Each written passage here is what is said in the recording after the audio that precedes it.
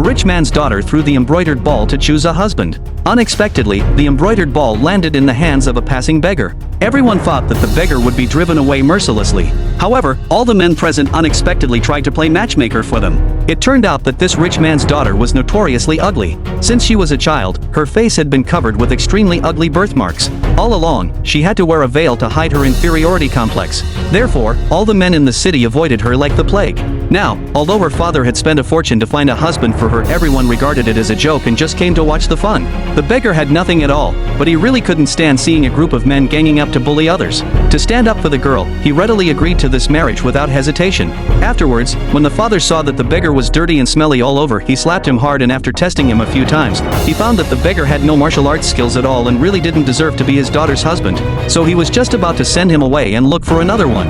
Unexpectedly, at that moment, when the girl just touched the beggar slightly, the beggar immediately felt the flow of spiritual power and was filled with strength. To stop her father from worrying, the girl suggested that the beggar should have a good meal and change his clothes first. While the beggar was eating heartily, he suddenly found that the meridians in his hands were running rapidly, which then awakened a fragment of his broken memory. It turned out that in his previous life, the beggar was a peerless martial arts master. Due to an accident, he transmigrated into the body of the crown prince, who had no martial arts skills at all.